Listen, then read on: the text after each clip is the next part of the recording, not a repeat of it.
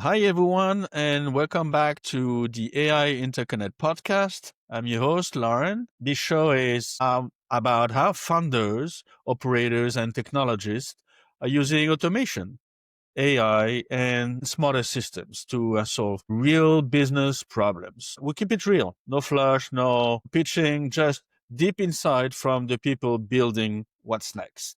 Today, I'm joined by Zac Garthe, co-founder and CEO of Sigil, platform helping e-commerce brands protect their pricing, reputation, and marketplace presence. Zac, great to have you here. Happy to have you.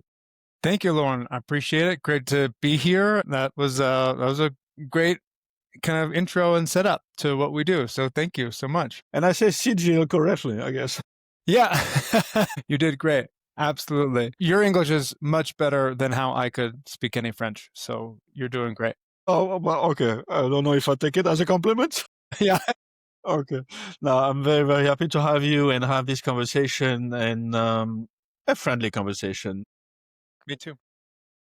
We will get into what CGL is doing to eliminate unauthorized sellers, enforce MAP, and protect revenue. But Yeah. let's start with your story. Cool. Happy to. Thank you. I appreciate it. Again, thanks for having me on. And so I'll get into my background, but fair warning, I am a millennial and I'm an attorney. So I talk a lot. So cut me off at any point if you need to. So my background is, like I said, as an attorney. I was actually a chemist before I became an attorney and ended up focusing on intellectual property law. So by and large, patents, trademarks, copyrights, trade secrets. And I started out at a big global firm out in Washington, D.C., doing kind of high level legal work for some of the largest companies in the world. And then went from that firm into an in-house role. So I was the general counsel for a consumer product brand. These are who are now our customers here at Sigil, but I was on the inside at the time. And I came in, I thought I was going to be the hot shot attorney. I was going to fix all these things. And it was a huge wake up call. And we had all kinds of challenges, kind of global issues. And it was great. I got to learn a lot, learn about product development and sales channels and distributions and supply chains and cybersecurity and all of the various aspects of protecting a company. And during that time,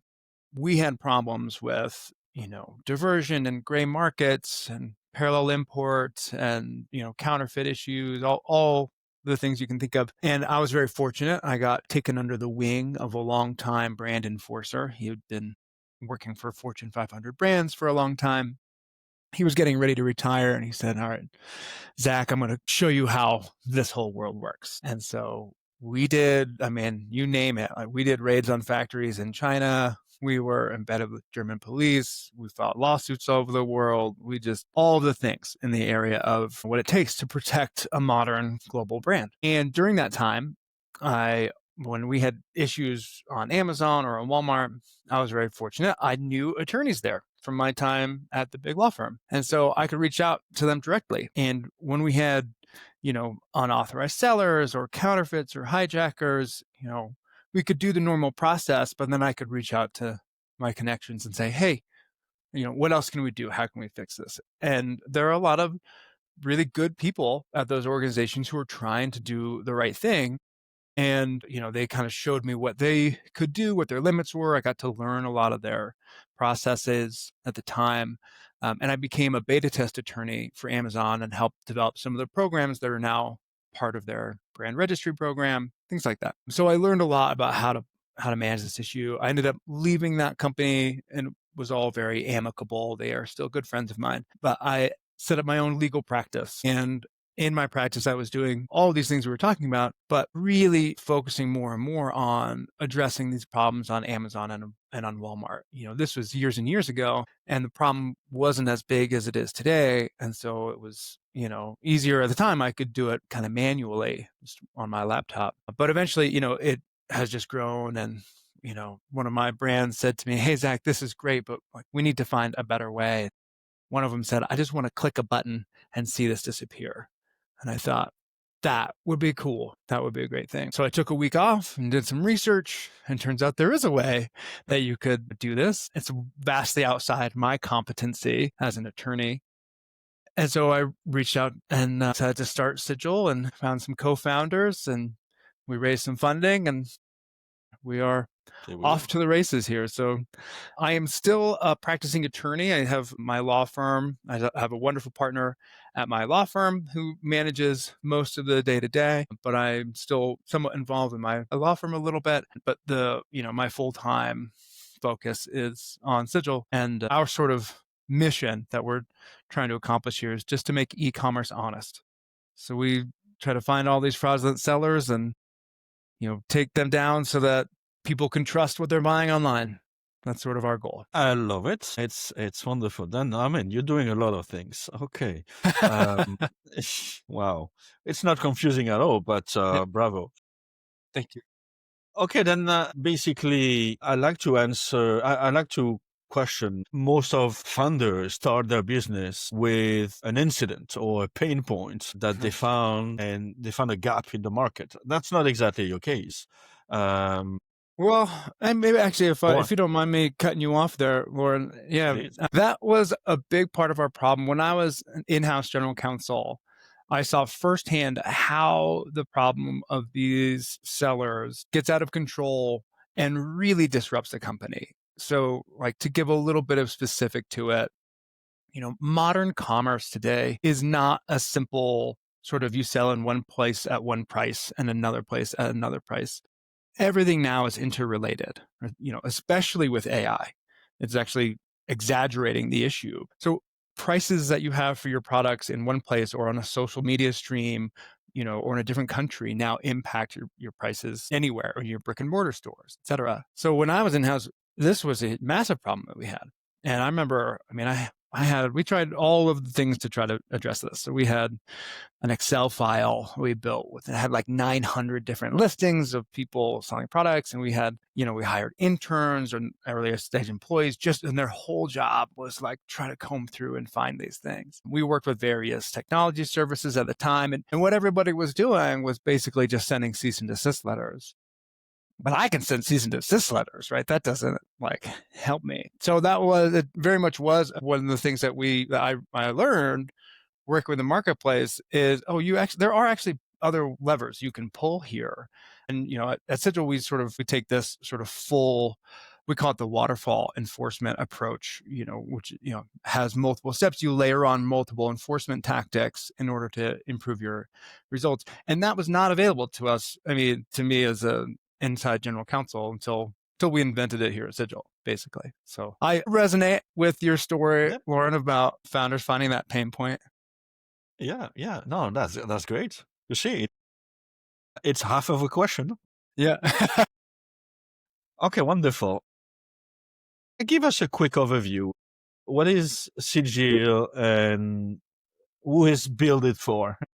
Yeah, absolutely. So our focus is on supporting the consumer product brands, right? Like to draw inspiration from you, Lauren, if you were to say Ralph Lauren as a brand, that would be the type of ideal customer we would work with. And we basically monitor their products online to find who is selling those products that is doing it properly and who is selling them who shouldn't be. And there are many, it's kind of a growing industry for people to find products and sell them online and try to trade on the brand value, essentially, of these existing great, wonderful brands. And there are many smaller, growing, thriving brands built from influencers or built from young entrepreneurs who are really trying to innovate and bring something new into a particular industry. And those companies really struggle because no one expects this problem. As you're growing as a brand, you're trying to sell, you're adding channels, you're adding stores, you just want to get more products out there. And that's true. And that's the right thing to do is for a growing brand. But eventually when you do that, you will have all this excess inventory that finds its way back into the supply chain that causes all these sales disruptions. And so we work with those brands to try to help kind of remove that entire pain point in that process in as simple and an automated way as possible. So that's why one of our sort of phrases or taglines, we say we built the delete button for these online sellers. And we take this, like I said, it's a waterfall enforcement approach, layering multiple different enforcement tactics, and we automate that entire process. This used to take several months to go through that full process, many hours of individuals kind of working away and doing their research. And through a combination of traditional automation and now AI, right, we are able to take that very complicated series of dozens of different workflows and bring that down to where you just click a button and then the system takes over from there. So in a high level nutshell, our goal is to then find those disruptive, painful sellers, remove them, and allow growing brands to focus their time and their efforts on growing their wonderful brands. Okay, yeah. Unbelievable. Then what does the client experience look like? That's another really good and fun and interesting question, because there's sort of two groups of clients that we get to work with.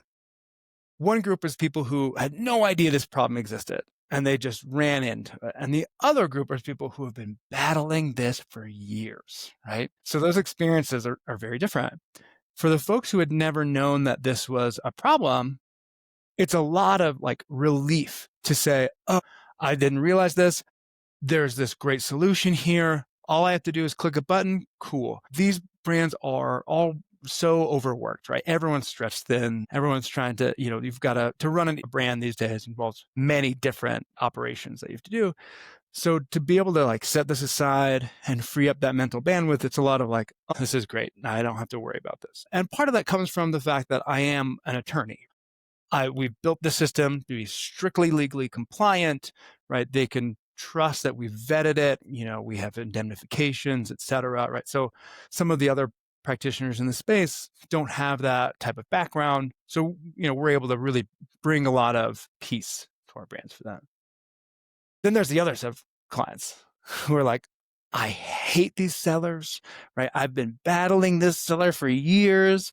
And there's some like boogeymen sellers that are really hard to deal with. And that can cost brands hundreds of thousands of dollars just in disrupted sales, in erosion across different channels, in having to repair brand image. It's like, can be really, really painful. And so when they come, they meet us and they see our platform and they're like, wait, I've been sending cease and desist letters. It hasn't worked. And we're like, that's okay. Yeah, we've got a whole bunch of other things that we're going to do first and for you. And so once they start there's a little bit of like is this really going to work? But then once they see it and it starts to work, they're like, where has this been for the last several years? Yeah. So it's fun. We're very fortunate getting to work with a lot of great companies and great brands. Yeah, it's I'm very fortunate in that. Yeah, I love it. Then what makes your approach different from competition? But you mention it. I mean, you're an attorney, then you have this legal touch, I guess, built in. Is that only that, or maybe other compliance tool? Yeah, that's a good question, and thank you. I would say that there are two main benefits that our system provides that competitors' systems don't have, and this is, I guess, just strictly in the technology. So maybe a third benefit would be, like we said, is that I'm an attorney and there's confidence and trust associated with that. But in terms of the technology, there's sort of two main benefits. Benefit number one is that we can match the right enforcement tactic to the seller. So I say that because, when we go through our waterfall enforcement process, there's steps for, notification.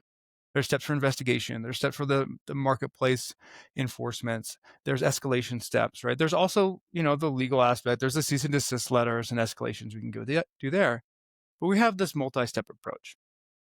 Many of these sellers will react to one type of approach, but not to a different one. And so you can get a lot better performance when you can match the right enforcement tactic to the seller.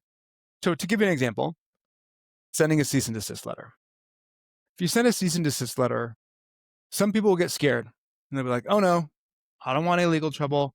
All right, I'm done. I'm gonna move on, right? So you're gonna get some success out of that. And sort of the industry standard is about 50% of kind of cease and desist letters will work.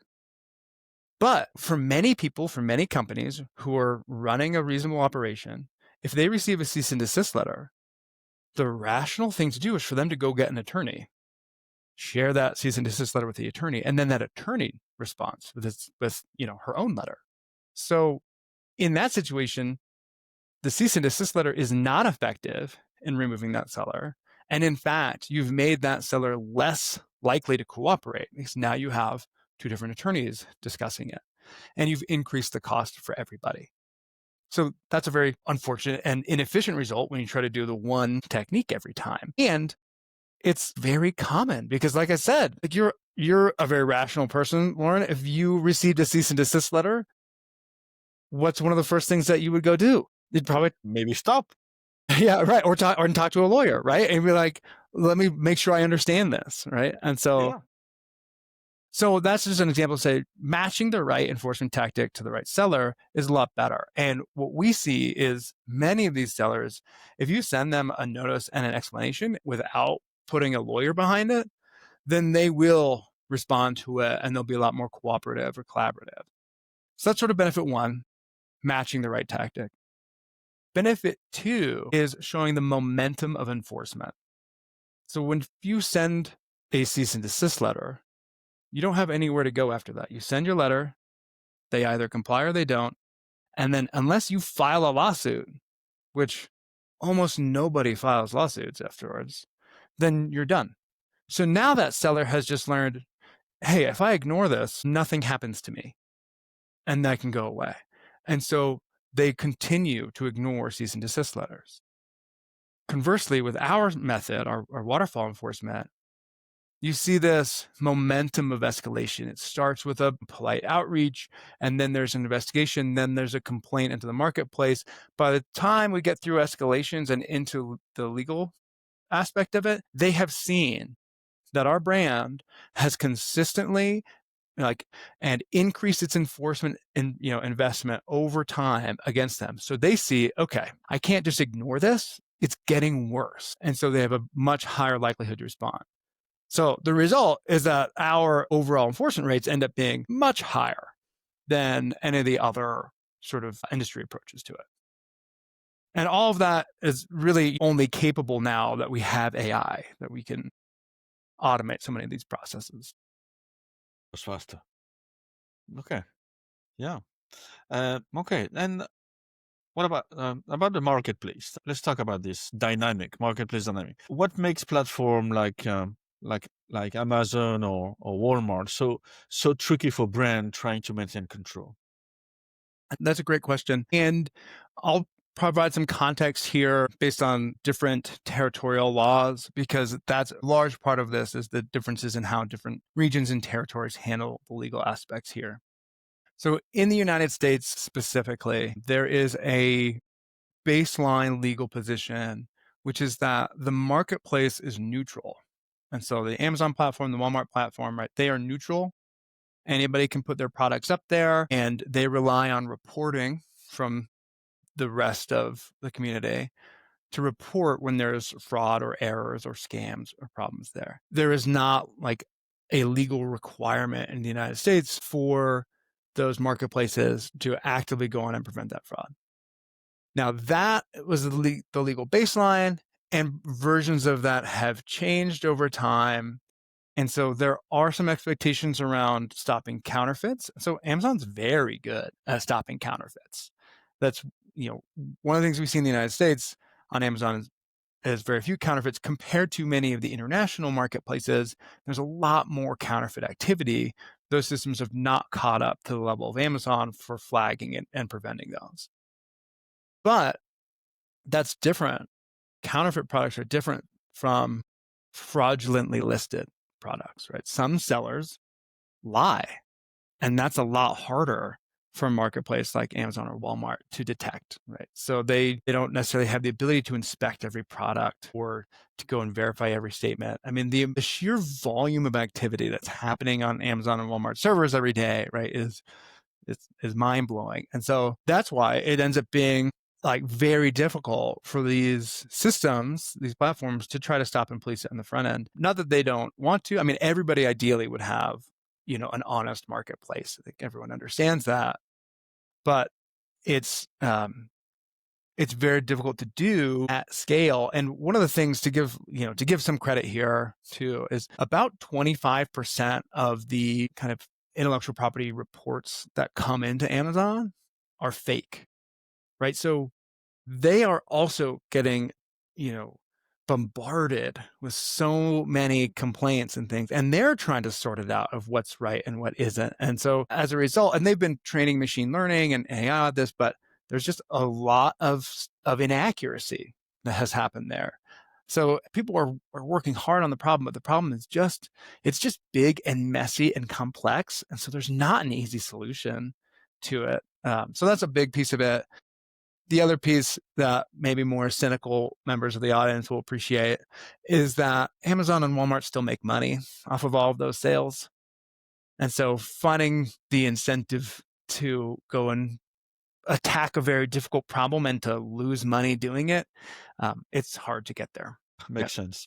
Yeah. Um, okay. And what kind of financial or operational impact are your clients seeing before using Sigil? These are great. Lauren, thank you. You're asking such thoughtful questions. I appreciate it. It's a good opportunity to remind me of what the experience is for our customers. So thank you. Sometimes when you're a CEO, you're just running through so many different things. It's easy to forget. I just want to say I appreciate you asking that question, and maybe to anybody listening, right? These are maybe good questions to ask yourselves about your own customers, these things. So thank you, Lauren. To that question, so sort of the return on investment economic impact is pretty wild for us. So because this problem is so disruptive, we have brands who are suffering tens to hundreds of thousands of dollars of loss every month from this problem. So some of our customers, we are actually generating millions of dollars of additional revenue by cleaning up this problem and getting them control over their Amazon or Walmart channels, and then lifting the prices overall, right? So the impacts of these fraudulent sellers, is hard to see. I usually use the analogy to like arthritis. It's like when you have these sellers, it's like you're still selling product, but things aren't going as well as they should. It's hard to move a little bit, and you start feeling some pain points. So prices drop down a little bit, and your return on your ad spend, maybe you ran ads through influencers to sell onto your Amazon store, that doesn't do very well, and your Amazon algorithm ranking isn't growing the way you expected, right? There's all these little problems, and so when you dig into it, you see like the ultimate source here is because you have these fraudulent sellers who are disrupting your sales flow. So when you move that, we get rid of those guys, all of these things start working again and start moving a lot better. And so they have kind of compounding benefits, because you're not only getting more sales, you're getting more sales at a higher price, right? And then you have fewer one-star reviews on your listings because there's fewer people who've had a bad experience. And so now your ranking starts to drive up, and you have less issues for customer service to try to support those. Lots of these compounding benefits. I don't have the capacity to calculate most of those. So when I say there's a great return on it, it's really on the first couple things. Like, hey, are we seeing higher sales through your Amazon channel? Great. Are we seeing higher prices on your products? Great. And so those are the two things that we see. And we typically see kind of at minimum about a 10x ROI for brands that work with us. So we've had a few brands come and tell us that the best investment they made all year was signing up on our system. And we've had brands report us to their board to say, hey, like we invested in Sigil, it drove this huge amount of growth for us this year. So we're very fortunate in that type of impact that we have. That's amazing. That's very cool. That's fun. Thank you. Yeah, that's fun. Congratulations. And okay. Then now I'd like to talk about challenges. Great. And what has been the hardest about building Sigil That's from a product or a go-to-market perspective? Such great questions, Lawrence. So thank you. Boy, I feel like I could talk about this for hours, right? And probably folks can appreciate that when you build something from scratch that's never existed before, there are so many problems that you don't see coming that run into it, right? So, all right, I'll talk a little bit about some product challenges and some go-to-market challenges that we've had. The biggest challenge that we have product-wise, which has been there from the beginning, is that we have a dependency on the third party, which is either Amazon or that opposing seller, right? Or Walmart or what have you, right? Our process requires the bad actor to either take an action or some sort of intermediary like the marketplace to take an action. And so the ultimate value that we try to deliver is outside of our complete control. And that is really challenging, right? Because we are trying to communicate to customers of the benefits that are there. And very reasonably, they are looking for some assurance that's going to work, right? And that they'll get that payoff. And that's something that we've struggled with over time to just, and there's no good answer to it. We just have to convey to them, hey, we will do our best. We'll do everything that's available. We're experts in this space, but some things eventually won't work, right? It's not a silver bullet. We don't, we actually have gotten some brands to 100% clean and compliant. And that's actually a good segue into one of the go-to-market problems that we ran into is once we do that, that customer sometimes churns. And so if we are, in a traditional SaaS model, one of the key metrics, right, is net recurring revenue. And so you're trying to get customers to stay on, but more than that, you're trying to upcharge them for things over time. You want them to invest more into your platform over time. And our approach is the total opposite, right? Our approach has been from the beginning, you've got a problem. We're going to solve that problem to the best of our possible ability. And we're going to let things fall where they may. And as a result, we've had great success for some brands and then they've moved on. But that's good, right? Like that's a good thing for them to have that.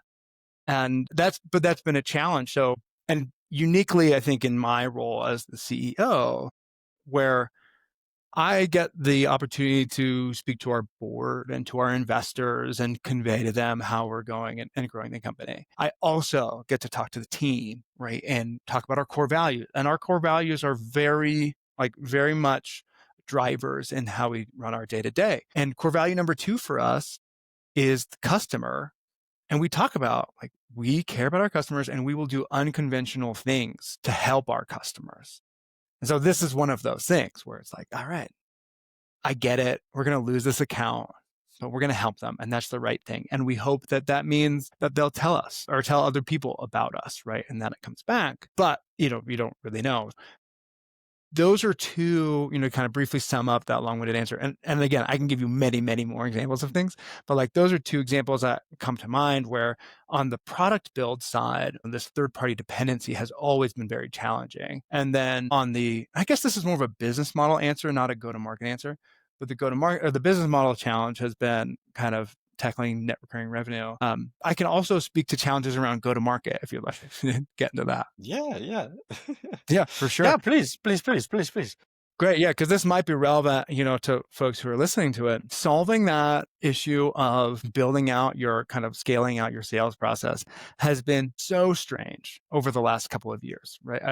There was distortion in traditional playbooks from the COVID era, and then there was distortion in playbooks from the kind of the venture capital market, but sort of burst, end of 22 and into 23, right? And so those had some distortions, and then you had AI hit the scene, and so all the traditional playbooks for trying to run, a sales motion, they've all been faltering and then dropping off. And you've seen different theories of how to achieve growth sort of pop out. And you have, different breakout successes, especially in the AI world, where you'll have some of these just phenomenal, user-based acquisitions that will just spike right up, right? But there are lots of different strategies now. And it used to be that there was a pretty clear approach to this to kind of go to market, especially for SaaS.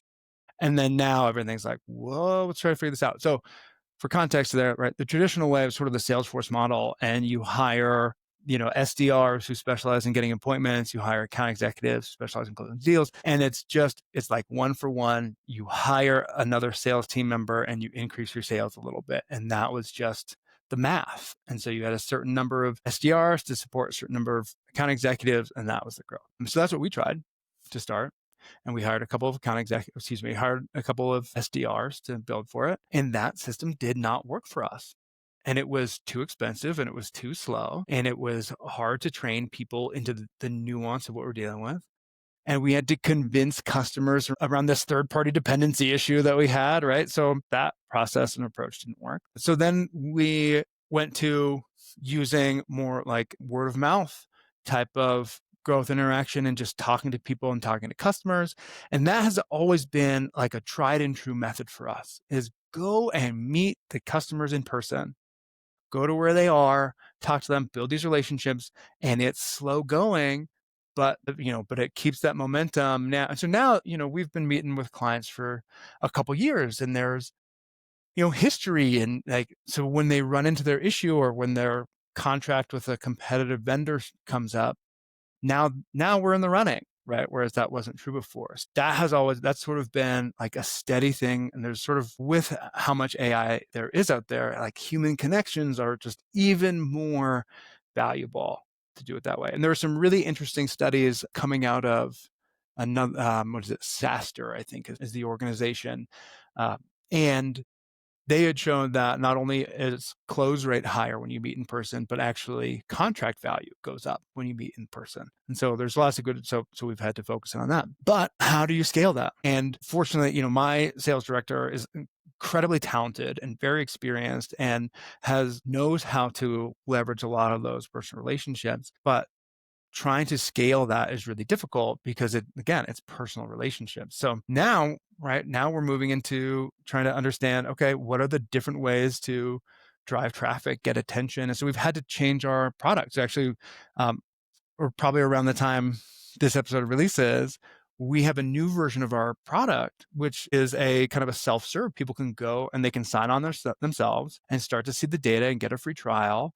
And then, decide what they, if they want to upgrade, et cetera. But that's part of, we've had to invest in changing the product in order to match where the go-to-market opportunities are. So it's been an evolving challenge. Yeah, that's very, very interesting. Okay, then I appreciate this part of go-to-market is. Yeah. Okay, that makes a lot of sense. Yeah, can I ask you, Lauren, maybe to put it back, if you have any insights that you've seen over the last, let's say 2025, the last 10 months here of, what are some of the changes you've seen for founders with go-to-market? Yeah, it depends the channel they want to rely on, but I'm an advocate of, and the personal touch is very, very, very important. But you need to start with something. Obviously, there's many different ways. There's many different channels.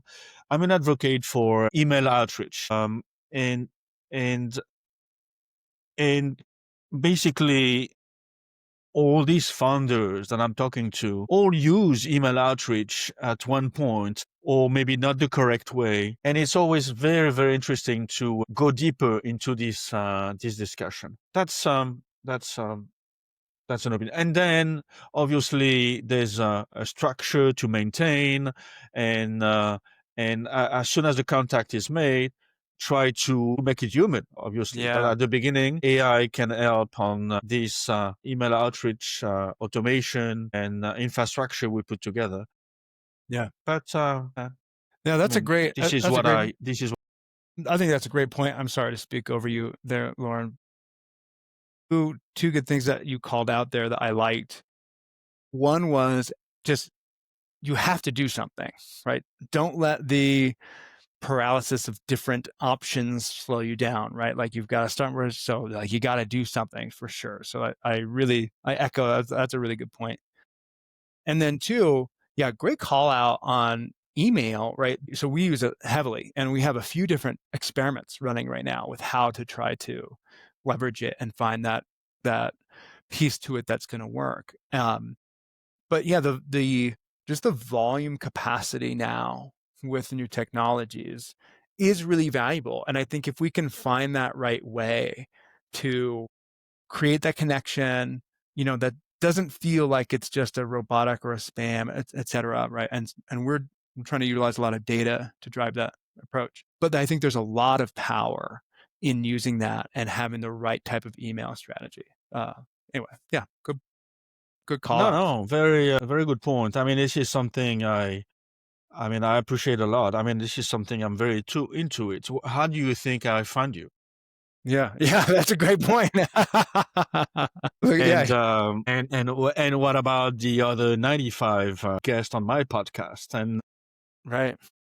And I select them because not all of them are qualified in my book, Yeah, but I do definitely create engine outreach, outbound growth engine, sending 700 email per day yeah. Wow. for my own business. Um, this is what I know how to do with great success because my podcast is amazingly Yeah, working, that's great. Absolutely. and I'm sharing my ideas with my guests, and that makes a very very active conversation going forward. But okay, let's move on. Sorry. No, no, no. Of course, of course. Let's zoom out. What trends are you watching in e-commerce that most brands still overlook?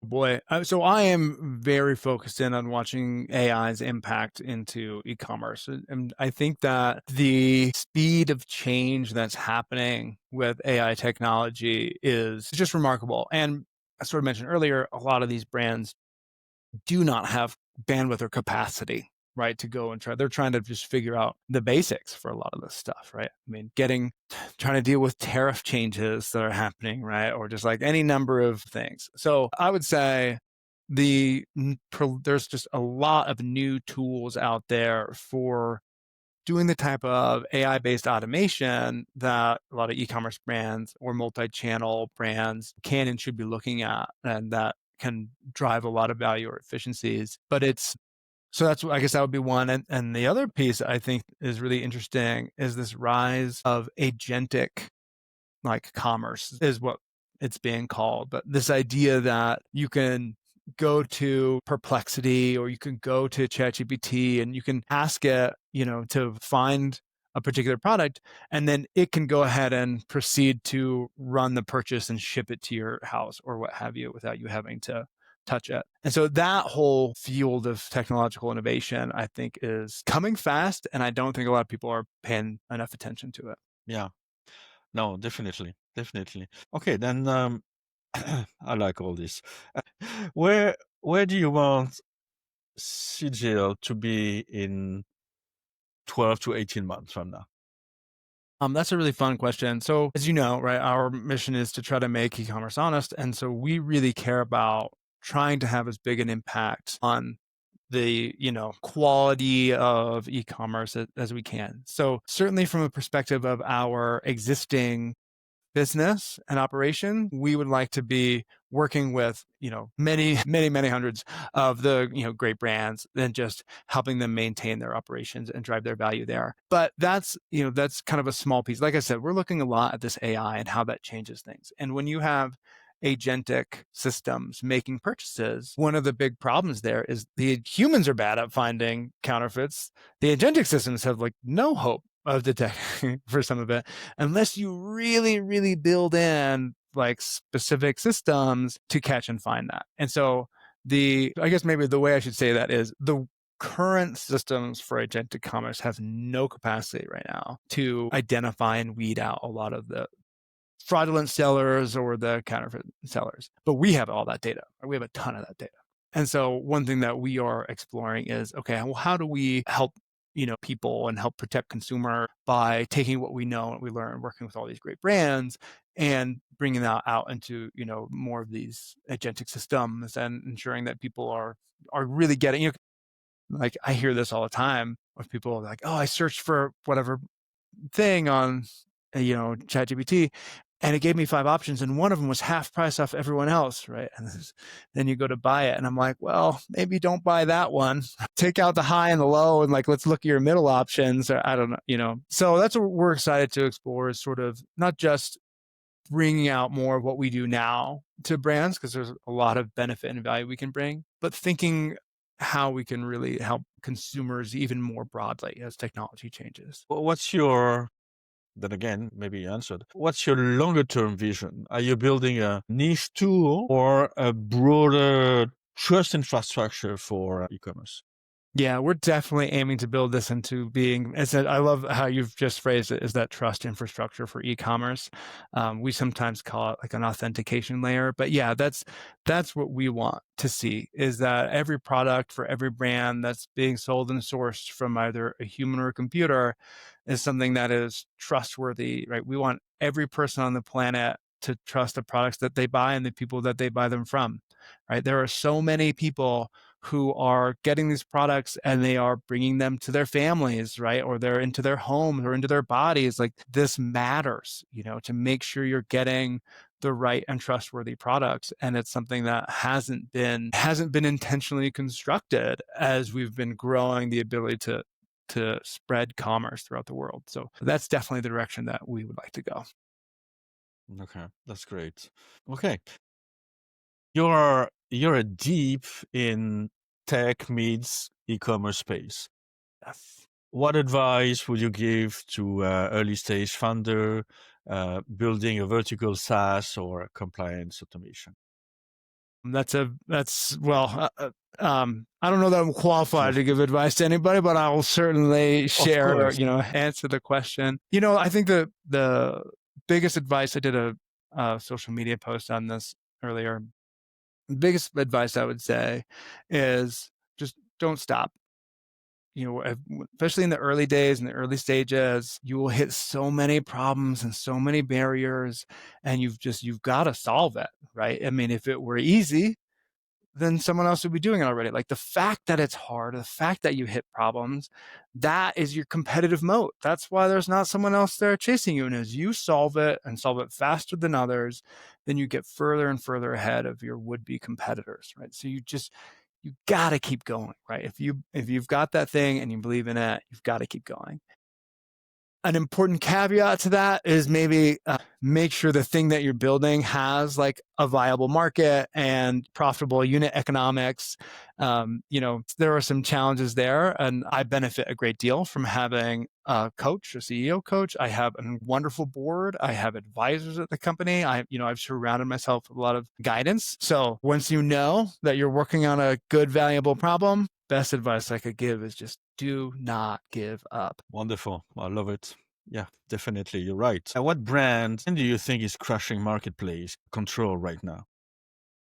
Boy, well, any of the brands that we work with obviously are doing a phenomenal job with their marketplace control. So those are all great examples, I would say. But it's really interesting because there's just lots of different strategies to it. So we work with a lot of brands, obviously, but some brands will, like, let's say, take Rolex as an example. Rolex keeps a very premium brand, and part of the way they do that is they choose not to sell a lot of times, right? Or they'll destroy excess inventory, right? And so by doing that, right, they don't have the type of problem that we solve because they take a very different approach to it, right? And I think that's like very clever for them. It's hard for a lot of brands to pull that off, right? There's only, a few that can do it. Louis Vuitton, I think, is really innovative, and they were using a lot of like NFT tokenization, try to connecting crypto into the physical, and that's very challenging. That has its own challenges, but they take some of those other different approaches. Otherwise, for brands who are doing the traditional kind of connected commerce and growth approach, best thing I would say to do is probably just to connect with me on LinkedIn and then go from there.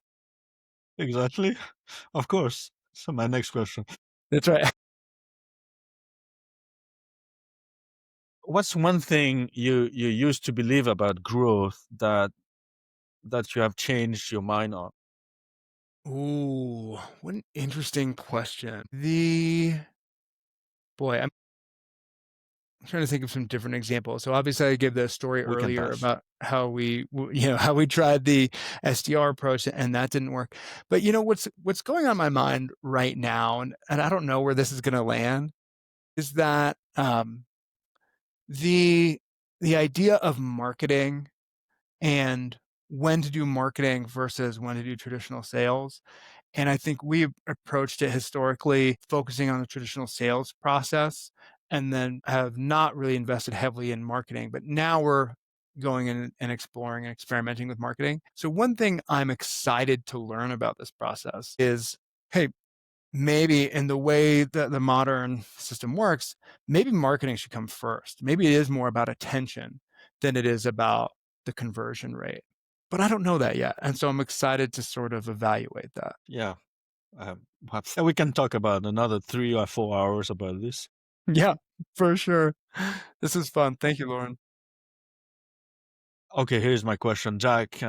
This was great. Where can listener learn about you, about more about you, and what you're building at Sibyl?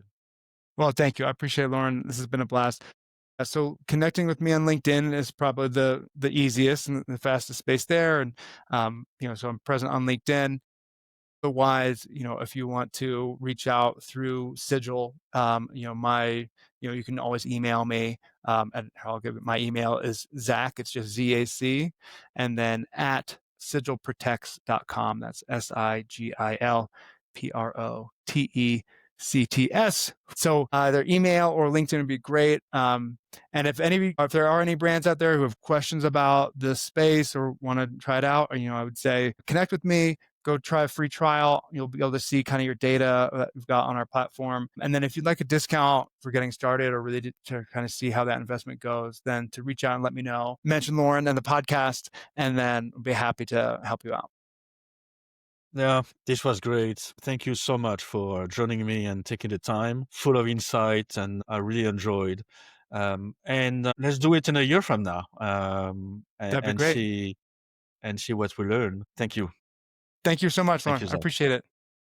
Thank you. And that's it for today's episode of AI Interconnect. And if you enjoyed it, share it with someone who's building the future, or better yet, someone who should be. And until next time, stay curious, stay creative, and keep building.